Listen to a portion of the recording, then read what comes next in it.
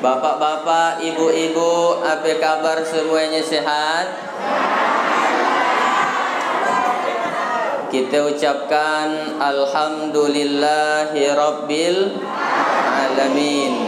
Arsala rasulahu rahmatan lil alamin. Allahumma salli wa sallim wa barik ala sayyidina wa maulana Muhammadin wa ala alihi wa sahbihi ajma'in, amma ba'du. Yang kita hormati dan kita muliakan, mudah-mudahan Allah berkahi hidupnya dunia dan akhirat. Yang pertama, Wakil Ketua DPRD Kabupaten Sambas, Pak Long Ferdinand Solihin SE. Ini dia yang besomet tabal agak miring. Kemudian rekannya Bapak Haji Bahidin SH, Sarjana Hukum, baru lakak wisuda semari. Alhamdulillah, anggota DPRD Kabupaten Sambas. Inilah dua orang wakil rakyat kita di Kabupaten Sambas hadir malam hari ini. Jadi Bapak Ibu tidak usah khawatir, mereka ini adalah wakil kita. Bapak Ibu nak makan nyaman dah diwakilinya.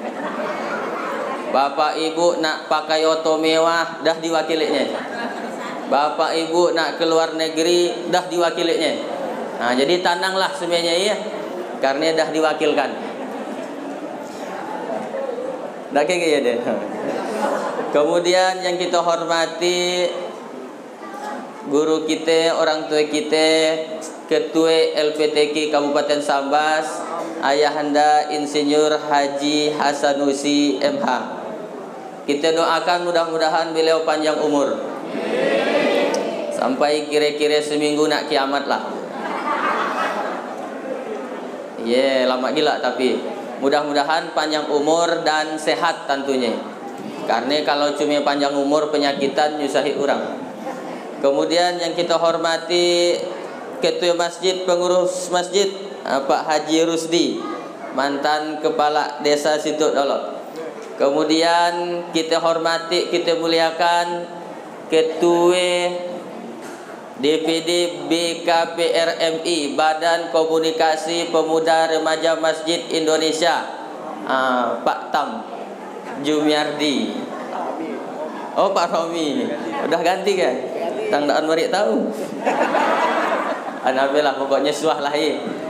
Mohon maaf, tokoh agama, tokoh masyarakat tidak bisa nak disebutkan semuanya, kecuali tokoh bangunan tidak bisa disebutkan. Ibu-ibu, abang-abang, kakak-kakak, walaupun tidak saya sebutkan, mudah-mudahan kita semua yang hadir ini dimuliakan oleh Allah Subhanahu wa Ta'ala.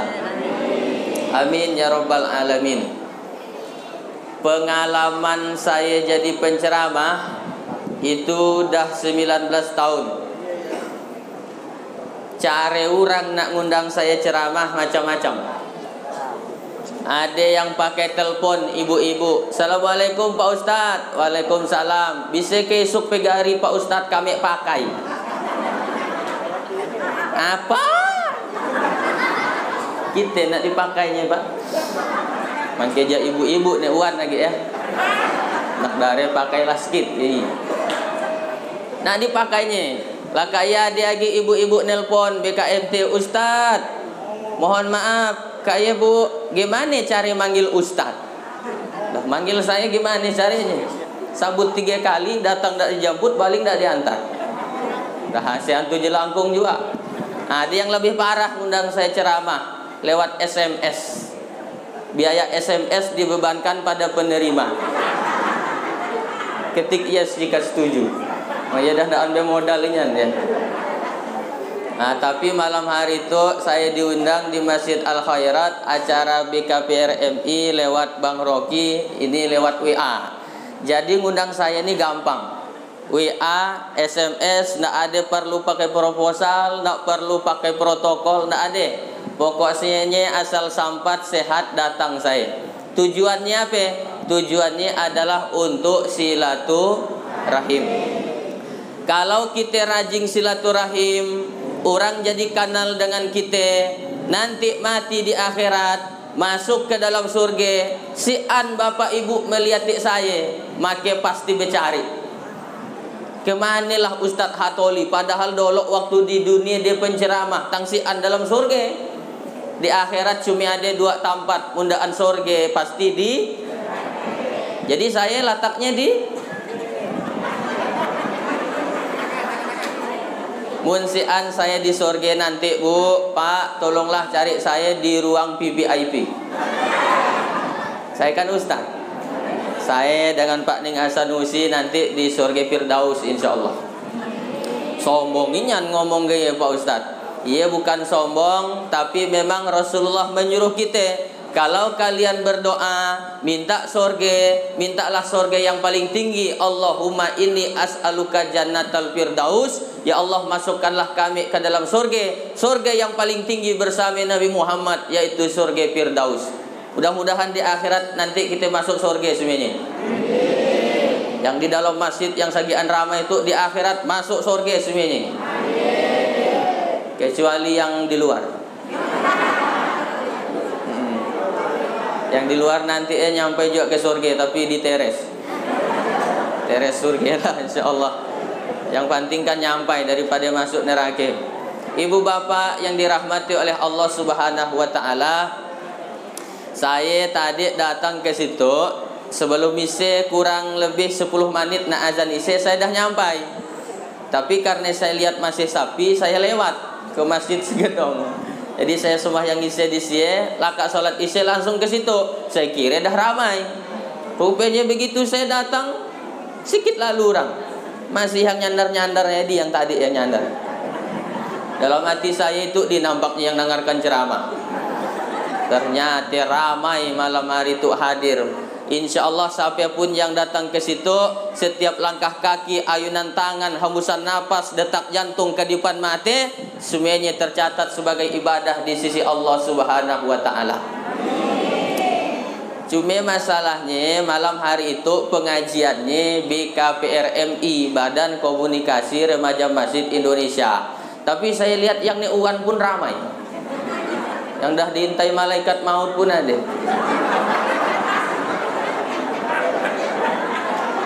Dia seorang paling depan kan. Si anak giginya dah metik dah. Yang ni aki pun ramai. Jangan-jangan dia merasa masih muda juga. Makanya tadi ketika saya bilang yang udah kawin mudah-mudahan bisa kawin sekali lagi. Amin. Yang aminnya dah 5 anaknya.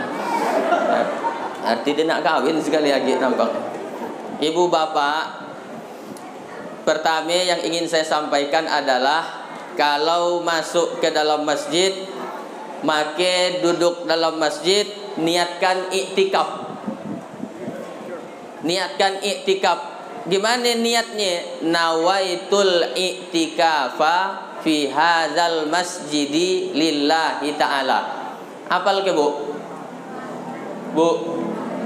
Bu? Nggak hafal. Coba ikuti saya. Nawaitul iktikafa. Ulangi. Nawaitul iktikafa fi hadzal masjidi lillahi ta'ala. Sengaja aku iktikaf di masjid ini karena Allah Ta'ala. Kalau tidak hafal bahasa Arabnya, ianya sangat diikuti. Kalau tidak hafal bahasa Arabnya, pakai bahasa puting beliung boleh. Ya Allah, itu aku nak iktikaf, tolong terima jadi tamu. Ada duduk aja dia. Karena an-niyah fi qalbi, niat tu letaknya dalam hati. Sama macam kita solat Pak Haji Rusdi. Ada orang yang mempermasalahkan usoli dengan daan usoli. Aku nak pakai usoli kata dia. Yang satu, aku tetap nak usoli untuk membantu niat dalam hati. Padahal nak usoli, nak daan usoli, dua-duanya sah. Dua-duanya boleh. Yang daan boleh, yang daan semahyang. Soalnya ada biak baru belajar agama lewat YouTube dah nyalahkan Pak Labai yang pakai usoli. Ada bid'ah, masuk neraka pakai usoli. Mau ke Pak Labai dikatakan masuk neraka? Mana Pak Labainya oleh? Ada kejadiannya di Kecamatan Taluk Keramat, hampir ditinju Pak Labai lah biak muda. Aku dah nonton di YouTube, di Facebook, Ustadz ceramah, katanya siat usoli dalam solat. Kita yang pakai usoli bid'ah, kafir, sesat, masuk neraka. Pak Labai digayakan makin ngangat, aku tatap nak pakai usoli. Diangat-angatiknya lagi usoli fardhu maghrib. Selasa rakaat. Makmuman lillahi ta'ala. Allahu akbar. Nak usoli, nak daan usoli, asal niat dah kuat dalam hati, sah dua-duanya. Jelas Pak? Jadi usah nak berkelahi di masjid gara-gara usoli. Orang di Amerika dah sampai ke bulan, dah sampai ke planet Mars, kita masih berkelahi masalah usoli. Jauhinyan kita ketinggalan. Usoli itu bukan rukun dalam solat, dia masih di luar solat. Karena masih di luar solat, nak dibaca, nak daan dibaca, daan apa-apa. Jangankan usoli, nyanyi dolok sebelum takbir pun masih boleh, karena masih di luar solat. Misalkan ada bapak nak semahyang, nyanyi dolok. Sampai hatimu begitu tega, di depan mataku kau jual cinta. Begitu hina, begitu rendahnya, dirimu rela ditukar rupiah. Betapa lemah imanmu, tak mampu menahan nafsu. Tak sudi lagi ku melihatmu. Sampai hatimu begitu tega. Dah lakak dia nyanyi, baru dia takbir Allahu Akbar. Secara fikih masih sah, karena masih di luar solat. Cuma masalahnya, iya orang ada kisi anutaknya. Nak sembahyang lalu nyanyi dulu. Bagus antukan ke tiang. Kebetulan masjidnya banyak tiang itu. Luar biasa, sampai 9 gig tiangnya saya. Itulah pengalaman saya ceramah yang paling banyak tiangnya. Itu saya ceramah nyampaikan ayat hadis, nampaknya nyangkut di tiang-tiang dan nyangkut di kepala orang. Tadi saya tanya dengan Pak Haji Rusdi, dan direnovasi masjid masih bagus Pak Ustadz nih. Memang dah bagus masjidnya, luar biasa. Karena saya tahu masjid bagus itu karena masyarakatnya kaya-kaya. Ini orang Puting Beliung, orang Desa Pusaka, kaya-kaya semuanya. Dari mana Ustadz tahu? Dari bangunan masjidnya. Lihat, karpet tikar warna hijau, tirai warna hijau, tiang warna hijau, bingkai kaca masjid warna hijau. Pastilah yang nyumbang ke masjid itu pakai duit warna merah lah. Jauh 20.000. Jadi kalau masuk ke dalam masjid, duduk di dalam masjid, niatkan iktikaf. Apa pahalanya kalau kita iktikaf? Nih kata Nabi, orang yang iktikaf di dalam masjid, pahalanya fadzalikumur ribat. Pahalanya seperti pahala ribat. R-I-B-A-T-H. Ribat pakai to. Apa ribat ya Pak Ustadz? Ribat kalau orang perang jihad fisabilillah, itu tugasnya bagian ngepung markas musuh, supaya musuh lama-lama kehabisan stok makanan, akhirnya dia nyarah. Ayolah pahala ribat, paling besar pahalanya ribat ngapung markas musuh. Orang yang iktikaf di masjid dapat pahala ribat. Di mana kalimat ribat bisa kita temukan? Di surah Ali Imran ayat 200. Ya ayyuhalladzina amanusbiru wasabiru warabitu. Robitu ribat. Bapak situ suahke sakit. Suahke sakit Pak. Ibu suah sakit. Suah atau karab? Sakit hati suah? Bapak sakit hati suah? Orang yang sakit sabar. Sabar. Level 1 ya sabar. Ada yang lebih tinggi dari sabar, namanya sobir. Daan cuma sakit tapi dua daan berduit. Kau sakit kelong, aku daan cuma sakit, duit sian. Ya sobir namanya. Ada level yang paling tinggi, ribat. Sobiru, sobir, sabar, sobiru, robitu, ribat. Ribat itu pahalanya luar biasa, lebih tinggi daripada sabar. Saya nak nanya ibu-ibu, ibu kenal ke dengan Nabi Ayub? Di mana jok kenalannya?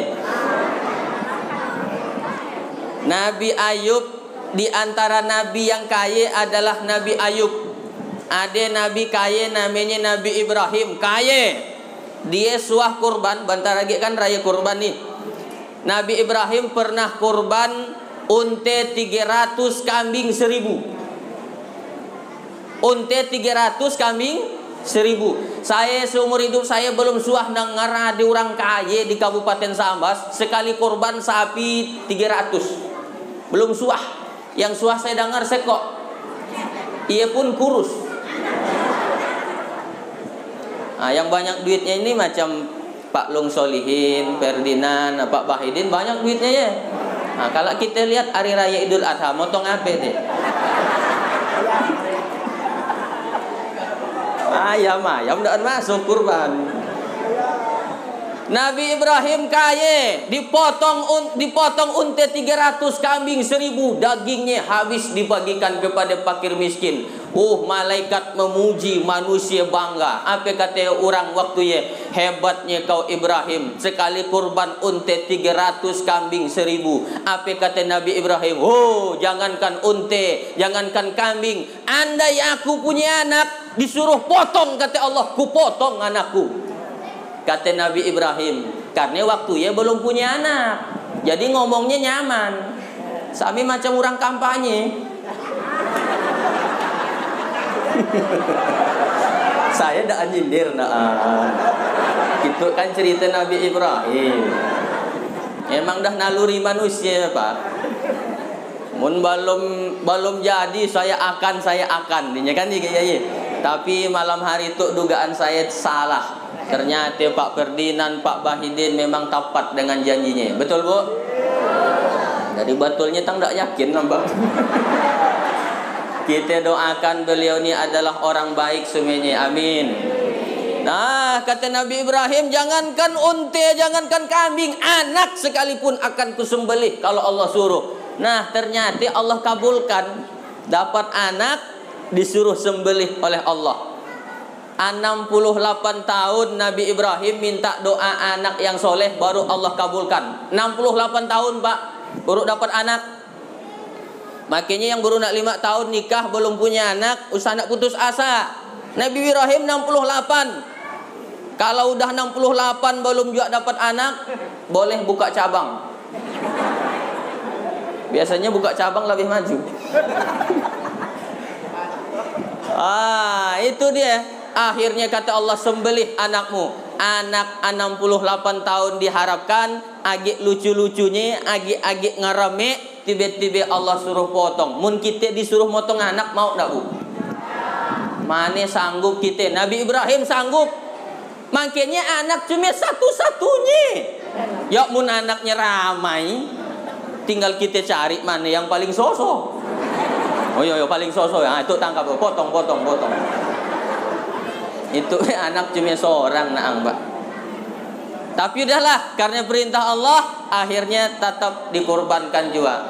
Nah, Allah ingin melihat Nabi Ibrahim mana yang lebih cinta, antara cinta dengan anak atau cinta dengan Allah. Akhirnya tetap cinta kepada Allah. Sembelihnya anaknya diganti oleh Allah dengan kambing kibas. Jadi Nabi Ismail tetap selamat.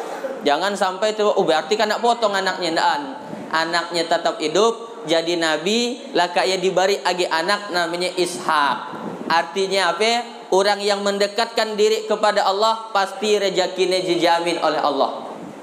Bu, ibu, mau ndak keluarganya macam Nabi Ibrahim?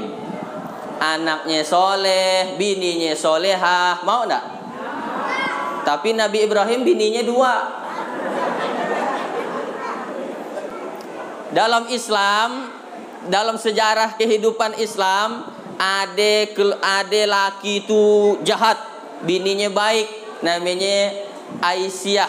Aisyah punya laki Fir'aun, bini baik, laki jahat. Ade laki baik, bininya kafir, Nabi Nuh, Nabi Lut. Ade bininya jahat, lakinya jahat, Abu Jahal, Abu Lahab. Ade yang bininya baik, lakinya baik, anaknya baik, Nabi Ibrahim. Nah, ibu pilih keluarga yang mana? Ibrahim. Tapi Nabi Ibrahim bininya 2. Fir'aun aja Pak Ustaz. Ujungnya milih Fir'aun galak ya. Dah, Nabi Ibrahim kaya. Lalu siapa lagi Nabi yang kaya? Nabi Sulaiman, Nabi yang kaya. Kaya siapa lagi Nabi yang kaya? Nabi Ayub. Nah, ini yang saya tanyakan tadi, Nabi Ayub. Awalnya dia kaya. Nabi Ayub termasuk orang yang paling kaya waktu itu. Tiba-tiba Allah uji. Habis kabonnya, habis hartanya tenggelam. Lakaknya anaknya bermatian tiap minggu seorang. Lalu Nabi Ayub kena penyakit kulit, ulatan. Minta maaf kalau jadi hilang selera makannya kalau tuh. Kalau dia nak semahyang, Nabi Ayub dibuangnya dulu ulatnya. Dibuang. Lakaknya dibersihkan, lakak sholat dimasukkan lagi. Kena penyakit kulit. Kenapa? Takut dianggap dan ridho dengan takdir Allah. Jadi dimasukkannya lagi. Lalu lakaknya ditinggalkanlah bininya. Barang punya laki ulatan, siapa yang mau?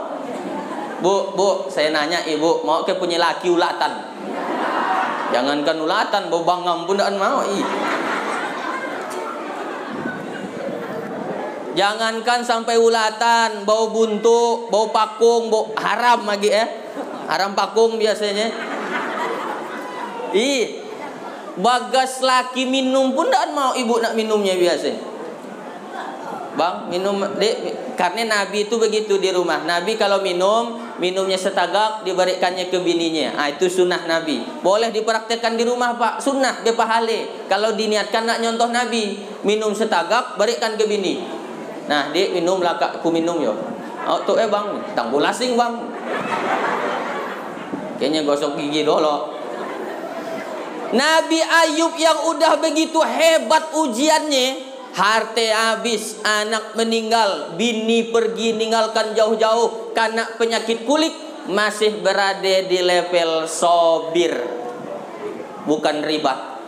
Sobir, ribat. Makanya bapak ibu yang masuk ke dalam masjid, niatkan iktikaf, pahalanya dapat pahala ribat, lebih tinggi dari sabar, lebih tinggi dari sobir, lebih tinggi lagi daripada jihad fisabilillah.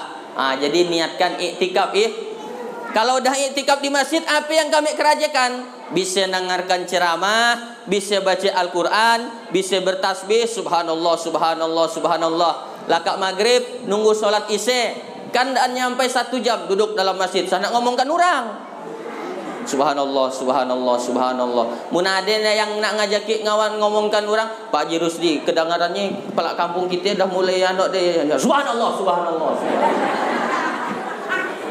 Dia tadi ada cerita tentang Pak Haji. Subhanallah, subhanallah, subhanallah. Saya lagi iktikaf. Gitu. Iktikaf di masjid. Iktikaf artinya duduk nongkrong. Bahasa Arabnya iktikaf.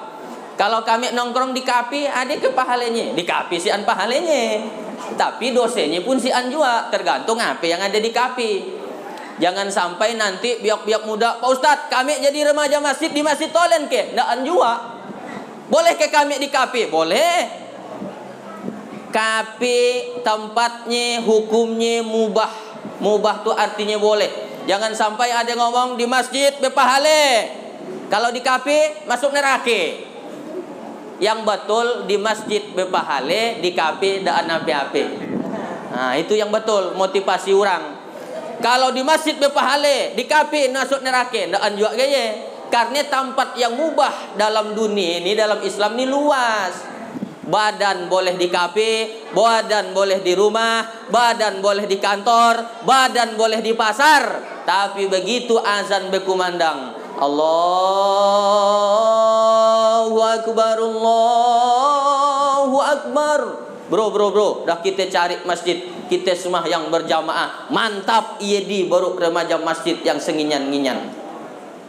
Bu, Ibu, Pak, hei, yo, dah matian ke? Dah jam berapa berarti tuh? Oh, saya lupa kita belum tanda tangan MOU, Memorandum of Understanding between me and you. Nah, aku pun tak tahu artinya. Pokoknya gaya lah. Kita belum sepakati untuk ceramahnya nak berapa lama? Hah? 1 jam sadang ke? Saya ceramah di mana-mana jak 1 jam. Sesuai dengan air minum yang kanak barikan. 600 ml aqua botol, tapi yang kanak barikan cumi aqua galas. 250. Jadi 25 menit aja lah. Mau dah habis waktunya, dah 25 menit.